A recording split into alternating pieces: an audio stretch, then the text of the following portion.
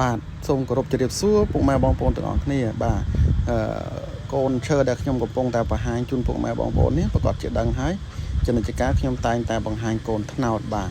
ឃើញទេកូនថ្នោតរបស់យើងនេះវាមាន2សន្លឹកអីចឹងទៅ2សន្លឹក3សន្លឹកខ្លះ1សន្លឹកបាទហើយកូនថ្នោតរបស់យើងគឺត្រង់ទ្រីបែបហ្នឹងនេះគឺយើងថតនៅកសិដ្ឋាន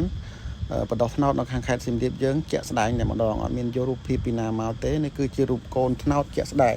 អញ្ចឹងបើសិនជាពុកម៉ែបងប្អូនចង់បានកូនថ្នោតយកទៅដាំជាលក្ខណៈចំការអាចមើលវីដេអូនេះបាននៅឆ្ងាយតែបើនៅចិត្តគ្នាអាចអញ្ជើញមកខេត្តសៀមរាបបានមកលេងខេត្តសៀមរាបយើងផងទៅហើយក៏ដូចជាឈៀងមកមើលកូនថ្នោតផងដែរអញ្ចឹងពុកម៉ែបងប្អូនអាចយល់ពីកូនថ្នោតយើងបានទៅកាន់តែច្រើនហើយមកមើលកាន់តែច្បាស់ទៅតែល្អអញ្ចឹងណាបាទពីព្រោះថ្នោតនេះគឺជាប្រភេទដំណាំរុក្ខជាតិតំណាងឲ្យជាតិខ្មែររបស់យើងហើយវាដាំទៅវារៀងយូរក្រប្រមូលផលបន្តិចមែនតែវាប្រមូលផលតចំនួនតកូនតចៅបាទហើយបានសំបែបយ៉ាងថ្នោតយើងមានគុណប្រយោជន៍តាំងពីចុងឫសរហូតដល់ចុងស្លឹកបាទខ្ញុំមិនបាច់និយាយពីគុណប្រយោជន៍ទេសូម្បីតែក្មេងៗគាត់ថ្នាក់ទី2ទី3ក៏គាត់ដឹងដែរពី